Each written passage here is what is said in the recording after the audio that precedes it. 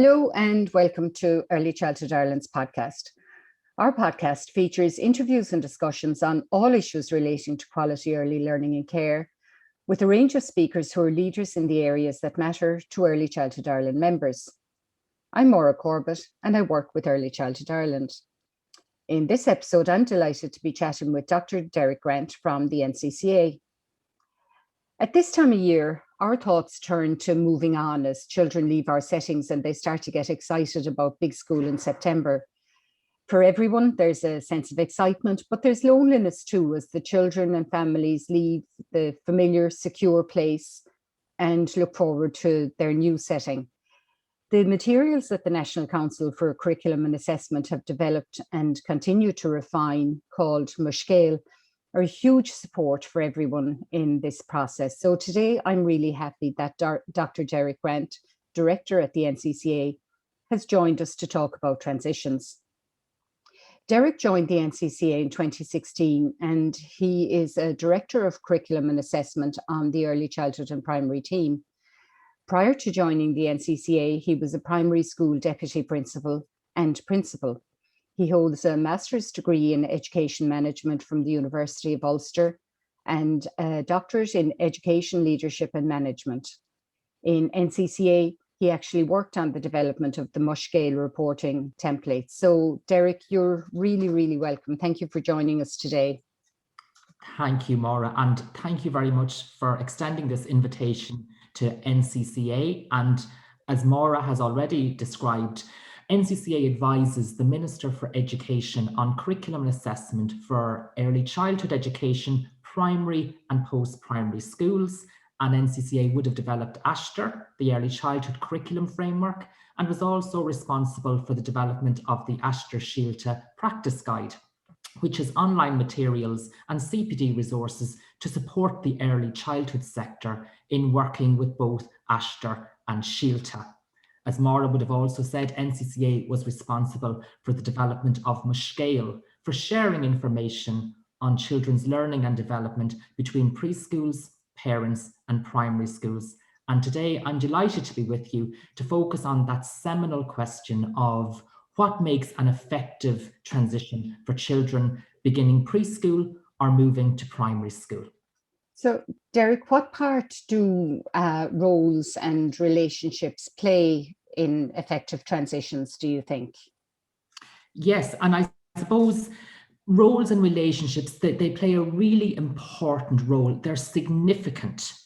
And significant educational transitions, like the move to preschool or primary school, are times when children have a change in their role. Role changes are important. They signal to the child as well as to those around them that things are different.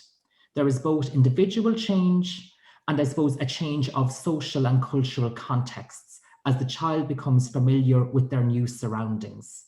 For example, when children begin primary school, they experience a role change as they cease to be preschoolers and they become school children. So the first day of primary school can signal change as children don their school uniform and school bag and leave their parents at the classroom door. At the same time, a child starts to think of themselves as a school child and to construct their school identity. I suppose, Maura, it's their sense of who I am at school. So changes in the way children think about themselves contribute to changes in identity. So do the ways, I suppose, in which others think and interact with the child. As children start primary school, or even as children move and begin preschool, they tell us they feel different, look different, are expected to do different things, and are treated differently by others. And the other side of the same coin is the importance of relationships between families and preschools in all of this. I suppose promoting that kind of collaboration and addressing any concerns or anxieties that families may experience.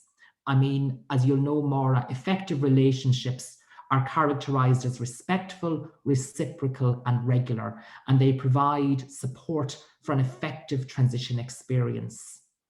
A challenge to those kind of professional relationships can be the pressure felt oftentimes by early childhood practitioners to prepare children, I suppose, in that maybe a narrow sense. There can be pressure to ensure that children are made ready for school with a focus on academic skills. So in place of this, what I'd be saying to your members is it's important to draw on many experiences to help children build the necessary skills and understandings to support a broader concept of transitions. And the early childhood section of the NCCA website provides advice on building relationships and working with parents. You simply go in to the early childhood section and click on the Mo Scéal tab. And you'll also be able to hear about the experiences of preschools and primary schools working together to establish, support, and maintain professional working relationships. You mentioned, Derek, about the reciprocal relationships and the importance of the relationships to be regular, and that contributes to a sense of belonging when there are good relationships between the preschool and the setting. That gives that child a sense of security and belonging. Why is belonging such a key concept of an effective transition for the child and the family? I suppose, Maura, allied to roles and relationships really is belonging. And belonging is a key concept. And it's a very familiar term for practitioners and teachers alike.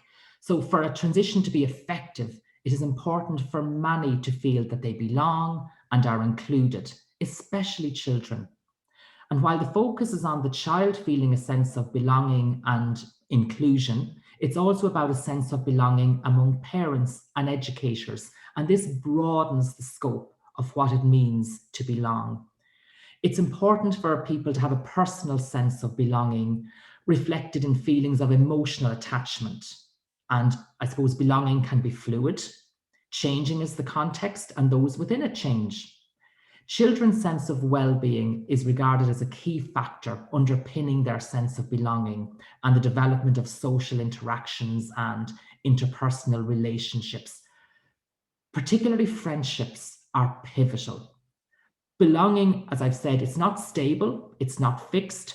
For example, a child might feel very comfortable and at ease in preschool, but then feel a sense of uncomfort in a school environment, or vice versa.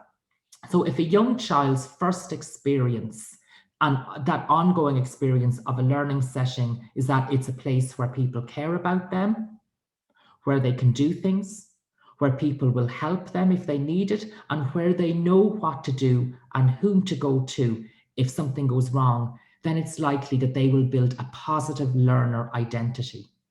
If the experiences are not as positive, I suppose, as these, it's likely that their identity as a learner in a setting will not be as positive, and ultimately their learning and development will not be as effective, I suppose, as it might be. You mentioned also, Derek, about the continuity. Friendship plays a very important part in that continuity, and it's great if there are a couple of children going from a preschool to the same primary school. It obviously makes it easier, and particularly if they're going to a bigger primary school, if they can be in the same class. It's always nice to have groups from the same preschool in the same class in bigger schools. But there's still change. There might be an element of continuity, but there's also change in that. How are change and continuity both integral elements of effective transitions? And that, again, Maura, what you're touching on here is really, really key. Like, change is an integral element of any transition. Indeed, I suppose without change, there is no need for transition. So changes are not only evident for children. Families also experience changes in role, identity, status, and agency. For example, a parent of a child beginning preschool or primary school will have expectations around what they ought to be doing to support the child and how, even as parents, they ought to engage with the routines of the new setting. So these include maybe clear expectations about attendance, drop-offs, pick-up times, suitable clothing or uniforms. And within families and other social contexts, I suppose, Maura, it's possible to see the changes in the interactions. And I'm talking here about parental interactions with their children. They may change, and interactions between children themselves can also change. So all of that, I suppose, comes into play in terms of what can happen. Vertical transitions, such as what we're chatting about here today, they generally happen only once as a child moves from one educational phase to the next. So while change is an essential element, most transitions will still involve some kind of continuity.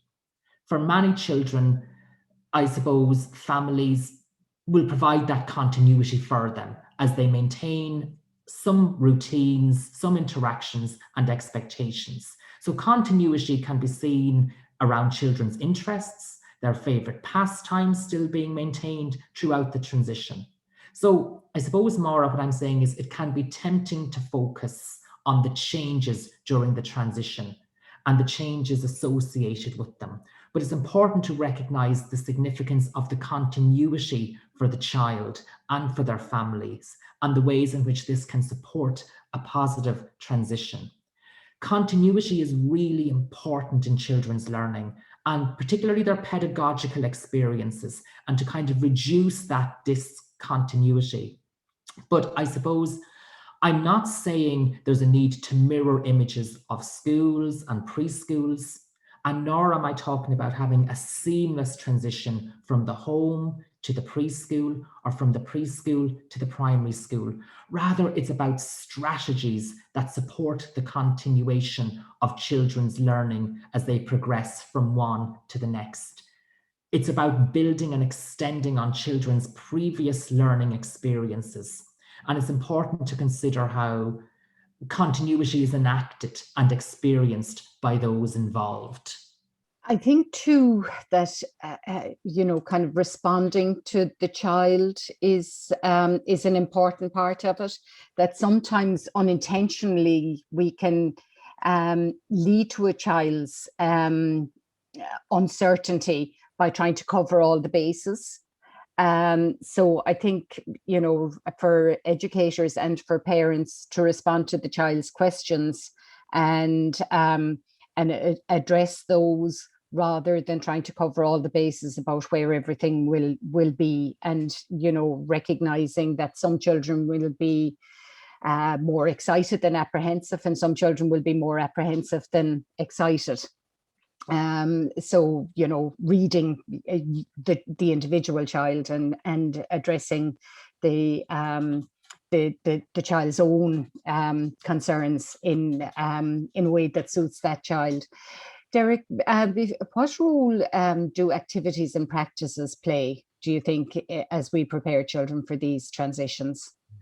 And again, Moira, undoubtedly, they play and they really contribute to effective transitions. There are a range of activities that can promote learning about and engagement with the transition, be it either the transition into the preschool or the transition into the primary school. The activities, they can be spontaneous as well as planned. They can be designed specifically for individuals or targeted towards a group. Some activities will be simply a one-off event, or they could be part of a sequence of activities. But those who plan, implement, participate in the activities, we're talking about the children themselves, their families, their practitioners, and their primary teachers. And activities, I suppose, over time become practices when they occur regularly. So the early childhood section of the NCCA website has a range of ideas for transition activities in the Mo Scéal section for both preschools and schools. But just to pick up on a point, you talked about the child, Maura, and the centrality of the child. And throughout all of this, it's very, very important, picking up on your point, to hear the voice of the child. Provide ample opportunities for them to communicate how they're feeling and what helps them to feel supported. Allow the child to take the lead in terms of transition activities that help them to have a sense of control and belonging, and their own agency in all of this. And again, the NCCA website has clips of children talking about their own feelings, their own ideas about moving from preschool to primary. And again, that's available in the Mo Scéal section of the video. And Derek, a lot of those materials are also available on the Let's Get Ready program that the DCE DIY are running at the moment. So you'll find the materials there as well, I think. That's exactly it. I mean, the DCE DIY's Let's Get Ready transition campaign to support children and families with the move to preschool or the move to primary school. And I suppose as part of that campaign, NCCA has put together transition support materials for parents to help children in doing that. And the materials are available on the NCCA website or through links on gov.ie. And again, you'll get further information on transitions in the early childhood section by clicking Mo Scéal. Derek, thanks a million for that really comprehensive overview of the importance of transitions and signposting educators to where all those materials can be found. And as I mentioned in the introduction, they've been refined and adapted over the past couple of years. So they're really useful, practical materials. So Derek, thanks a million for joining us today. Thank you very much, Maura. And thank you for listening to Early Childhood Ireland's podcast. If you've enjoyed the podcast, please tell your friends and colleagues, and hope you'll join us next time, where I'll be talking to an educator about how they support effective supportive transitions. So see you next time.